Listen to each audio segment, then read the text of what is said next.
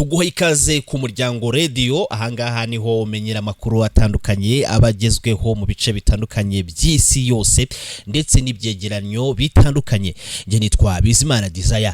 Uyu munsi rero tugiye kugaruka ku nkuru igaruka kuri Perezida Kagame, aho yavuze ko abayobozi bakoreshwa mu nyungu runaka aribo bakomeje gutuma ibibazo by'umutekano mu bike mu burasirazuba bwa Kongo bifata indi ntera bikarenga bikitirirwa u Rwanda kandi na ruhare rwabigezemo. Perezida Kagame yabigarutseho ubwo we na Madamu Jeannette Kagame bakirega ku meza abadiplomate bahagarara ibihugu byabo mu Rwanda n'umusangiro wabaye kuri uyu wa kane tariki 16 z'ukwezi kwa mbere 2025 ubera kuri Kigali Convention Center. Numusangiro rero sanzwe uba akenshi mu ntangiriro z'umwaka, aho umukuru w'igihugu ahora n'abadiplomate baba mu Rwanda akabaganiriza ku ngingo zinyuranye zigaruka ku buryo diplomasi y'u Rwanda ihagaze. Perezida Kagame yavuze ko umwaka wa 2024 wabaye mwiza ku Rwanda, aho wahuriranye n'ibikorwa byo kwibuka ku nshuro ya 30 no kwibohora ku nshuro ya 30. Yavuze ko kandi ari umwaka wabayemo amatora y'umukuru w'igihugu. Yashimiye aba badiplomate avuga ko mu myaka 30 ishize babaye abafatanyabikorwa beza b'u Rwanda mu rugendo rwo kwiyubaka.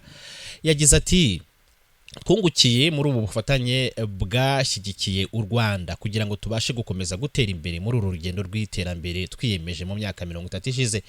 Perezida Kagame yagarutse ku bibazo by'umutekano muke mu karere, avuga ko hari ibihugu byinshi byo hanze ya Afrika byabigezemo uruhare mu buryo bumwe cyangwa ubundi. Perezida Kagame yagize ati niba ushaka gukemura ikibazo nta buryo bwiza bwabaho budashingiye ku kugikemura ushingiye mu mizi. Ntabwo bisaba kuba ukomeye bingana iki, icyo ukora ni ugukora ibyibanze. Ibimenyetso n'ukuri ntabwo uzango kuko ukomeye, ahubwo ibimenyetso birigaragaza.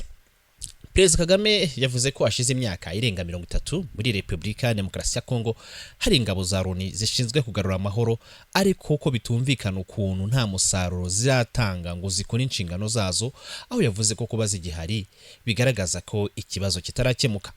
Perezida Kagame ati ubusanzwe wagakwiye kuza bikagufata imyaka 5 10 hanyuma ukagenda kuko wakemuye ikibazo cyari kikuzanye. Amafaranga amaze gutangwa yakoze iki? Perezida Kagame kandi yavuze ko abakoze jenoside yakorewe abatutsi mu Rwanda n'ubu bagihari kandi bafite intwaro ndetse bakomeje kurangwa n'ingenga bitekerezo ya jenoside kandi bakabikorera hafi y'umupaka.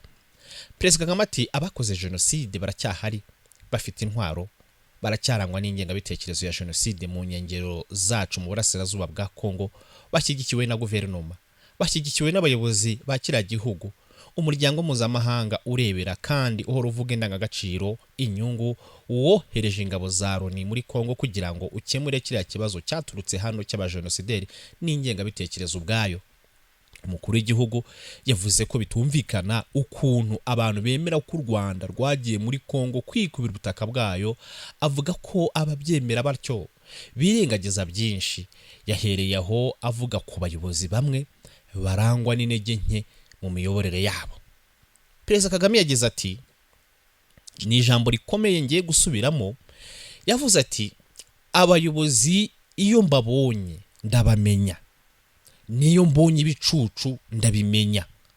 Wakibaza rero abo bombi ubahurije hamwe ingaruka byatera.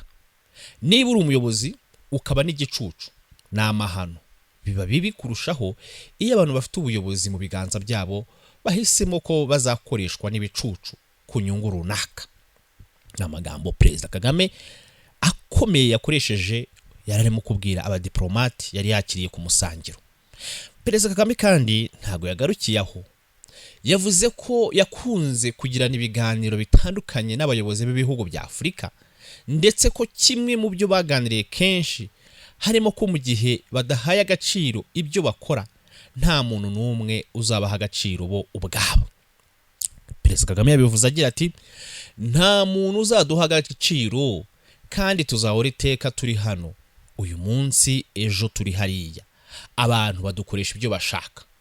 Nta muntu n'umwe muri twe ubazanga ibi ni ibiki hanyuma nyuma ngo dusigare twijujuta tuti ibi ni ivanguramoko. Ndatekereza ko ari twe twishyira muri ibyo byose. umukuru w'igihugu kandi yaravuze ko Afurika ikwiye kwishakamo ibisubizo ntitega amaboko Loni cyangwa se ibindi bihugu by'amahanga, ahubwo abanyafurika bakishakamo ubushobozi mu rwego rwo kugira ngo bakomeze kugenda bishakamo ibisubizo ndetse babe banatera imbere bidasabye yuko abanyafurika bategera amaboko ibihugu byo hanze. Perezida Kagame kandi mu ijambo rye yanakomoje kuri Felix Tshisekedi, aho yatangaje ko uyu Felix Tshisekedi uyobora Repubulika ya Demokarasi ya Kongo atigeze atsinda amatora y'umukuru w'igihugu yabaye muri 2018 ndetse n'andi ya 2023. Umukuru w'igihugu yagaragaje ko iyo ibihugu bikomeye bivuga kuri aya makimbirane bigaragaza uburyarya no kubogama nk'uko bibigenza iyo bisaba ko ihame rya demokarasi ryubahirizwa. Perezida Kagame yavuze ko bino bihugu byavuze ku matora y'umukuru w'igihugu n'abadepite yabaye mu Rwanda muri Kanama 2024, ariko bino bihugu ngo ntabwo byigeze bivuga ku matora yabaye muri Repubulika ya Demokarasi ya Kongo inshuro ebyiri, nyamara bizi neza ko Perezida Tshisekedi atatowe n'abaturage. Perezida Kagame yagize ati murabizi twe twavuze ku matora yabaye hano n'ibindi, abantu batubwira ko bashaka demokarasi ahantu hose, basaba ko haba amatora. Umuntu uri gutera ibibazo muri iki kibazo ndi kuvuga kiri hagati y'u Rwanda na Repubulika ya Demokarasi ya Kongo inshuro ebyiri ntiyatowe, kandi murabizi. Arababaza murabizi. Perezida Kagame yagaragaje ko kubona ko Tshisekedi atatsinze amatora bidasaba ibimenyetso kuko byigaragaza, ariko ko ibihugu byabyirengagije ntibyagira icyo bibivugaho kubera uburyarya no kubogama. Perezida Kagame ati uyu mugabo Tshisekedi ubwa mbere ntiyatowe, kandi murabizi. Ni mu bivugira mu ruhame, njye ndi kubivugira mu ruhame, niryo tandukaniro gusa.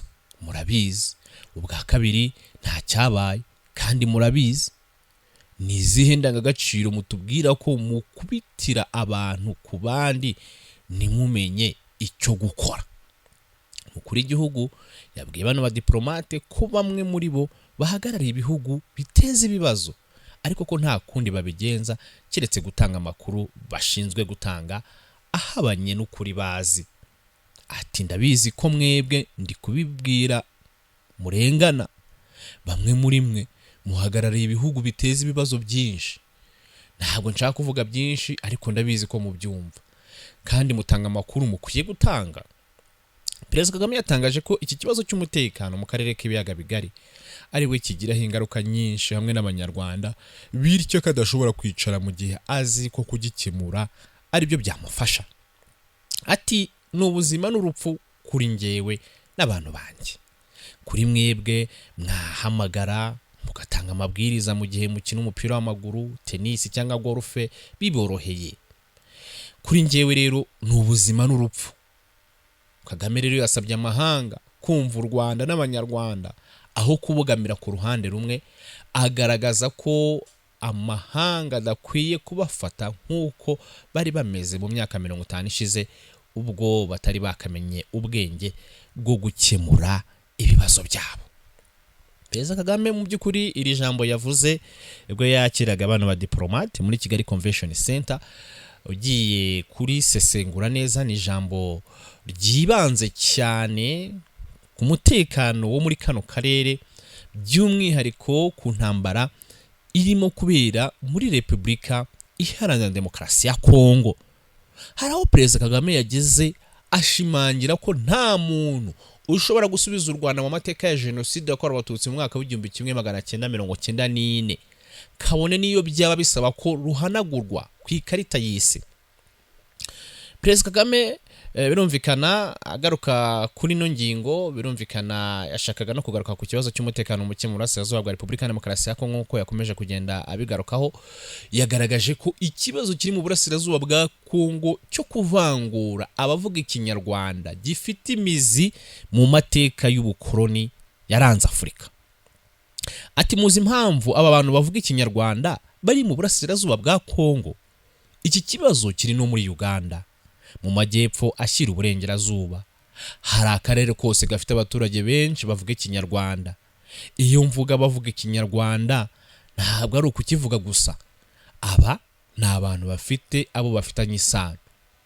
Hari abantu bari hano mu gihugu, aho mvugira aha bafite ba nyirarume ba sekuru baba hakurya y'umupaka, abandi baba hano mu Rwanda. Yakomeje agira ati urugero muri Uganda ntabwo higeze habaho ikibazo cy'ako karere, ntabwo byigeze biteza ikibazo hagati ya Uganda n'u Rwanda. Oya, bafatwa nk'abanya-Uganda kandi natwe turabyemera, ntacyo tuburana. Kuki atari ko bimeze muri Kongo? Perezida Kagame yasabye abashinja ingabo z'u Rwanda kuba mu burasirazuba bwa Kongo kwibaza impamvu zikwiriye kujyayo.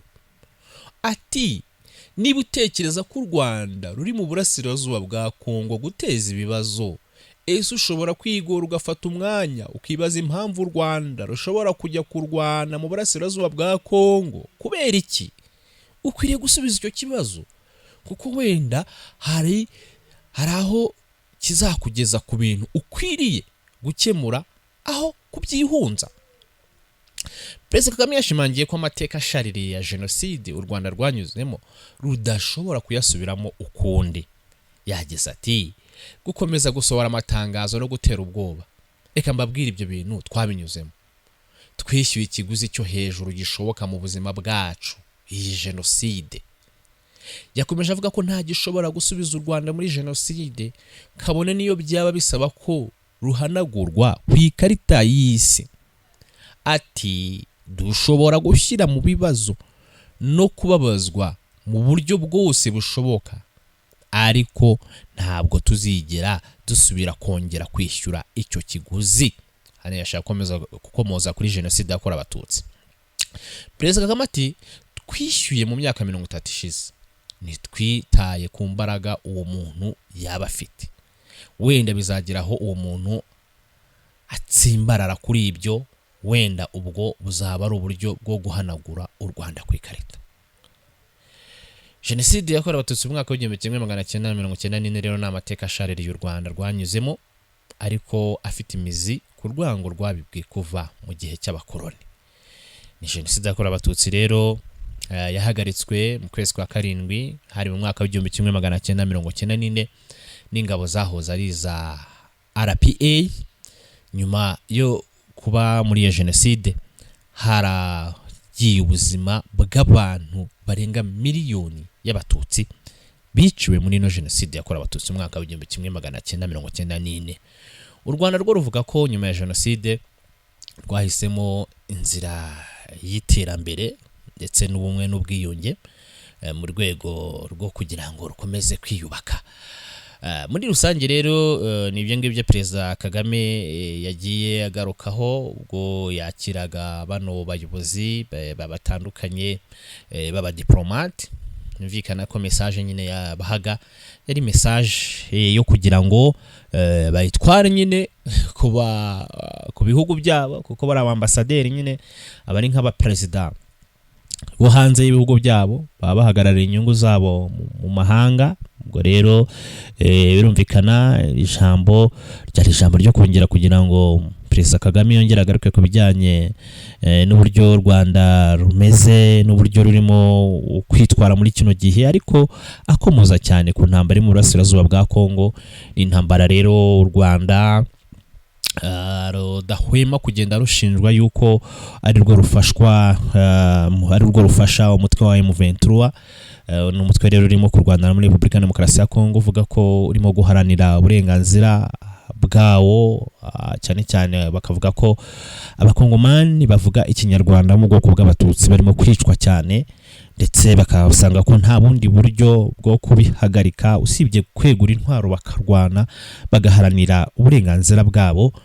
Ariko imiryango mpuzamahanga Perezida Kagame yahoza akomozaho, haba Leta Zunze Ubumwe za Amerika, haba ibihugu bitandukanye birimo n'ubumwe bw'i Burayi, bushize M23 ifata amasitsi basohoye amatangazo bamagana M23 bavuga ko ari ingabo z'u Rwanda bagomba no kwita bava ku butaka bw'u Rwanda. Hanyuma nyuma yaho Perezida Paul Kagame yakoresheje ikiganiro n'itangazamakuru, nabwo agenda agaragaza yuko mahanga n'ubundi nakomeza kwirengagiza umuzi w'ikibazo n'ubundi ntambara kugira ngo irangire bizagorana. nibyo rero twaba tuvuze kubijyanye n'iri jambo ry'umukuru w'igihugu. Hanyuma wowe guma ku Muryango Radio TV ubundi ukomeze kugenda ubana natwe, dufite amakuru menshi agiye atandukanye, ubusesenguzi mu minsi iri imbere uragenda ukurikirana n'ibyegeranyo bigiye bitandukanye. Nge nitwa Bizimana Desire, reka nkomeze kubifuriza kugira ibihe byiza, ari nako mwibuka gukanda subscribe, like, comment ndetse na share, ubundi dukomeze kugenda tukugezaho amakuru ku gihe, ibintu byose bikomeza kugenda bimera neza cyane, ari nako nkomeza kugenda mbifuriza kugira ibihe byiza ndetse muninjira muri weekend muri amahoro. Ciao ciao.